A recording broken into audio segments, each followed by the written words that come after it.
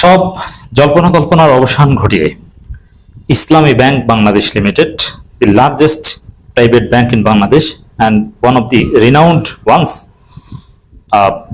bank in private banks in Asia, Islamic Bank Bangladesh Limited is going to be জয় বাংলা। এর মানে ইসলামী bank limited প্রায় ধ্বংস হয়ে যাচ্ছে।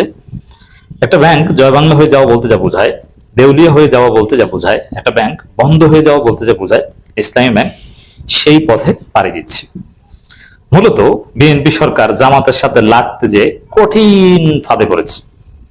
এখন জামাত এমন একটা রাজনীতি করছে, ওই যে তোরে আমি আগুনে মারবো, পানিতে মারবো, ভাতে মারবো। তো জামাত তো এখন বিএনপি সরকারকে ভাতে মারার পালা, ওরা তো না খেয়ে মরবে। এই সরকার তো জয় বাংলা হয়ে যাবে, দেশ চালাতে পারবে না, জনগণ এমনিতেই পিটিয়ে চেয়ার থেকে, ক্ষমতা থেকে নামিয়ে দিবে। কারণ ইসলামী ব্যাংক যেভাবে ধ্বংস হয়ে যাচ্ছে আমি দেখাবো, এতে পুরো ব্যাংক খাত ধ্বংস হয়ে যাবে, অর্থনীতি ধ্বংস হয়ে যাবে, লক্ষ লক্ষ বেকার তৈরি হবে, মানুষের আমানত আটকে পড়বে, যার ফলে মানুষ এই সরকারকে পিটিয়ে ক্ষমতা থেকে নেমে বলবে যে ইউনূস আপনি আসেন, আব্বা আপনি এসে আমাদের টাকা পয়সাগুলো ফেরত দেন।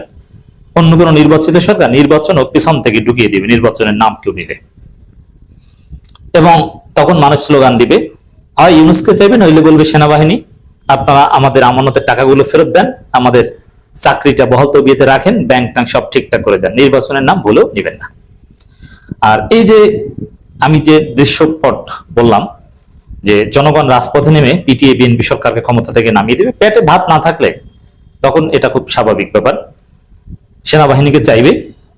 এই ঘটনা ঘটানোর জন্য পৃথিবীর বিরাট বিরাট শক্তি বসে আছে, আর বিএনপি সেই ফাঁদে পা দিয়েছে। জাস্ট জামাত একটু এখন গুটিবাজি করলেই বিএনপি ভাতে মরবে, এবং বিএনপিকে তারপরে পিটিয়ে মানুষ ক্ষমতা থেকে নামাবে। দর্শক, একটা ব্যাংক ধ্বংসের দ্বার প্রান্ত বলতে কি বোঝায়?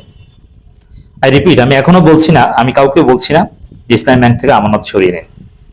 তবে মজার বিষয়, ইসলামী ব্যাংক কিন্তু আওয়ামী লীগ বিএনপির লোকজনের কিছু অ্যাকাউন্ট আছে।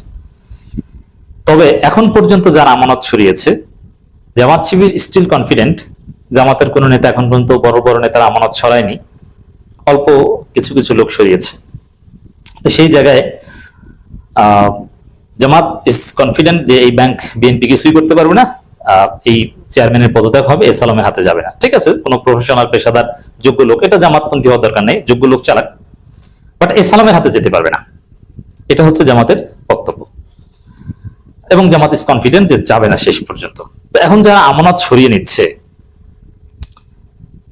শত শত কোটি টাকা সেকেন্ডে সেকেন্ডে, মিনিটে মিনিটে শত শত কোটি টাকা নাই হয়ে যাচ্ছে, মানে গ্রাহকদের তো টাকা দিতে বাধ্য, আমানত সরিয়ে নিচ্ছে। এতে যারা নন জামাত বা আওয়ামী লীগ বিএনপি গ্রাহক, তারা বেশি সরিয়ে নিচ্ছে, কারণ এই আতঙ্কটা তাদের বেশি। কারণ তারা মনে করে যে এটা তো আমাদের ব্যাংক না, এখানে আমি নিরাপত্তার জন্য বা কোনো কারণে টাকা রেখেছি অল্প কিছু, অতএব ভাই আমি এখান থেকে টাকা উঠিয়ে নিই। আর জামাতের লোকজন মনে করে এটা তো আমার ব্যাংক, অতএব এই ব্যাংক টিকবে। সাধারণ গ্রাহক এবং আওয়ামী লীগ বিএনপি গ্রাহকরা এই যে বিএনপি ব্যাংক দখল করে, আরে ভাই বিএনপির লোকজন তো এখান থেকে আগে পালিয়েছে, এটা আপনি জানেন। এখন আসেন যে ব্যাংক জয় বাংলা হয়ে যাওয়া বলতে কি বুঝায়, এবং আসলে ইসলামী ব্যাংকে কি হচ্ছে। দি বিজনেস স্ট্যান্ডার্ড থেকে শুরু করে সমস্ত গণমাধ্যমে রিপোর্ট উঠেছে, দুইটা রিপোর্ট আমি বিশ্লেষণ করবো, তাহলে বুঝবেন যে ইসলামী ব্যাংকের অবস্থা বর্তমানে কি। এই খুরশিদ আলম এক দুর্নীতিবাজ এবং বিতর্কিত লোক, এক আওয়ামী স্পেন্সার, এস আলমের দালাল, তাকে চেয়ারম্যান হিসেবে নিয়োগ দেওয়ার পর ইসলামী ব্যাংক ইতিহাসে কখনো যেটা করেনি, আওয়ামী লীগ দখল করার পরও যেটা করেনি, ইসলামী ব্যাংকের সিআরআর সবসময় পজিটিভ থাকতো। এবার সিআরআর ঘাটতি, এই ঘাটতি মেটাতে এখন বাংলাদেশ ব্যাংকের কাছে 10,000 কোটি টাকা তারল্য সহায়তা চেয়েছে ইসলামী ব্যাংক। এটা একটা খবর। আর হচ্ছে বাংলাদেশের সিকিউরিটিজ অ্যান্ড এক্সচেঞ্জ কমিশনস, এর মানে বাংলাদেশের শেয়ার মার্কেটের যে রেগুলেটরি প্রতিষ্ঠান, তারা ইসলামী ব্যাংকের ফ্লোর প্রাইস শেয়ার মার্কেট থেকে উঠিয়ে দিয়েছে। একটা ব্যাংক যে ধ্বংস হয়ে যাচ্ছে তার জন্য এতটুকু প্রমাণই যথেষ্ট, এই দুইটা খবরই যথেষ্ট। এবার দর্শক আসেন যে সিআরআরটা কি, যে সিআরআর এর ঘাটতি। সিআরআর এর 15 হচ্ছে ক্যাশ রিজার্ভ রেশিও। এটা একটা ব্যাংকের স্থিতিশীলতার জন্য রেগুলেটরি প্রতিষ্ঠান সিআরআর ঠিক করে দেয়, পার্সেন্টেজ ঠিক করে দেয়। আর একটা হচ্ছে স্ট্যাটিউটরি রিজার্ভ রেশিও, এসএলআর যেটাকে বলা হয়। সেই জায়গায় লিকুইডিটি রেশিও, এসএলআর সিআরআর। এখন সিআরআর এর ঘাটতি দেখা গেছে, এসএলআর নিয়ে আলোচনা হচ্ছে না। সিআরআর এর ঘাটতি দেখা গেছে, এর অর্থ কি?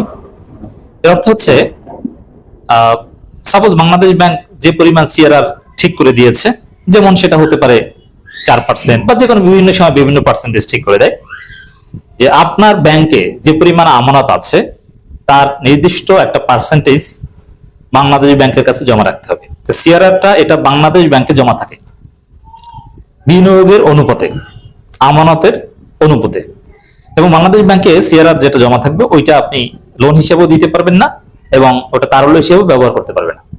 এটা বাংলাদেশ ব্যাংক রাখবে। কেন রাখবে? এটা আপনার নিরাপত্তা, যে না ব্যাংকটা স্থিতিশীল আছে এবং আমানতের একটা বিরাট অংশ বাংলাদেশ ব্যাংকের কাছে আছে। বাংলাদেশ ব্যাংক সুদ দেয় এর বিনিময়ে, দ্যাটস ডিফারেন্ট আলোচনা। বাট যতক্ষণ পর্যন্ত মনে করবেন যে সিআরআর ঠিক আছে, একটা নির্দিষ্ট পরিমাণ ক্যাশ রিজার্ভ রেশিও বাংলাদেশ ব্যাংকে জমা আছে, ততক্ষণ পর্যন্ত গ্রাহক আস্থা রাখতে পারে ব্যাংকের উপর, যে না এই ব্যাংক ধ্বংস হয়ে যায়নি, জয় বাংলা হয়ে যায়নি, যে এটার ক্যাশ রিজার্ভ রেশিও তো ঠিক আছে। এবং এসএলআর এর ক্ষেত্রেও সেম, যেটা ব্যাংকে রাখতে হয় নগদ মুদ্রা অথবা স্বর্ণ মুদ্রা বা পণ্য সামগ্রী রাখতে হয়, যে এসএলআর, এই সিআরআর এসএলআর ঠিক থাকলে বুঝতে হবে যে ব্যাংক ঠিক আছে, গ্রাহকের আস্থা হারানোর মতো পরিস্থিতি তৈরি হয়নি। আর সিআরআর ঠিক নাই মানে এই ব্যাংক জয় বাংলা, গ্রাহকরা টাকা উঠিয়ে নেন। তো যার ফলে গ্রাহকরা টাকা উঠিয়ে নিচ্ছে, এই ব্যাংকের নিরাপত্তা নাই। বাংলাদেশ ব্যাংক এই ব্যাংকের নিরাপত্তা নিশ্চিত করতে পারবে না। তারা ধার দিচ্ছে, এরকম ধার দিয়ে কতদিন? হ্যাঁ, এক পর্যায়ে প্রথম দুই একবার যদি ধার দিলে ঠিক হয়ে যায় তখন ঠিক আছে, কিন্তু একটা পর্যায়ে দেখবেন যে ধার দিলেও কাজ হয় না, আর ধার দিতে পারে না, কারণ বাংলাদেশ ব্যাংকও ধার দিতে পারে না। তখন বুঝবেন যে এই ব্যাংক শেষ, এই ব্যাংকের উপর আর আস্থা রাখা যায় না, এর সাথে ট্রানজাকশন করা যায় না, টাকা পয়সা যেভাবে পারেন উঠিয়ে নেন। Number one. এরপরে মানে এই ইসলামী ব্যাংক ধ্বংস হয়ে যাচ্ছে, জয় বাংলা হয়ে যাচ্ছে, আস্থা রাখা যায় না। এরপর ফ্লোর প্রাইস, ইসলামী ব্যাংক সহ আরো বেক্সিমকো আরো কয়েকটা প্রতিষ্ঠানে floor price securities and exchange commission উঠিয়ে দিয়েছে। ফ্লোর প্রাইসটা কি? ফ্লোর প্রাইস হচ্ছে security and exchange commission, that means share মার্কেটের রেগুলেটরি প্রতিষ্ঠান কর্তৃক কোন কোম্পানি বা কোন শেয়ারের সর্বনিম্ন মূল্য ঠিক করে দেওয়া, যে এর চাইতে কম এর মূল্য নামবে না। কারণ ইসলামী ব্যাংক একটা ফার্স্ট ক্লাস একটা প্রতিষ্ঠান, তো ইসলামী ব্যাংকের শেয়ার মার্কেটে যেগুলো ছাড়তে হয় মিনিমাম 5%, তো ওইটার ফ্লোর প্রাইস ছিল যে এর চাইতে কমে কোনো শেয়ার বিক্রি করা যাবে না। কিন্তু এখন দেখা গেছে যে 2 বছর যাবত কোনো লাভ দিতে পারছে না শেয়ার হোল্ডারদের, যারা শেয়ার কিনে তাদের, অতএব এই শেয়ার আর কিনছে না। এটা দরপতন, সিভিয়ার দরপতন, যার ফলে securities and exchange commission floor price উঠিয়ে দিয়েছে। এর মানে সর্বনিম্ন যে মূল্য এটা উঠিয়ে দিয়েছে। এর মানে ইসলামী ব্যাংকের শেয়ারের এখন কোনো সর্বনিম্ন মূল্য নেই। আগে হয়তো এরকম ছিল যে একটা শেয়ার 14 টাকার কম কিছুতেই নামবে না, এখন এই শেয়ারের দাম 2 টাকাও হতে পারে, 1 টাকাও হতে পারে। এর মানে ইসলামী ব্যাংকের শেয়ারের এখন কোনো দাম নাই, দহিংসা হয়ে গেছে। ইসলামী ব্যাংক কার্যত জয় বাংলা হয়ে গেছে, ধ্বংস হয়ে গেছে, ধ্বংস হয়ে যাচ্ছে।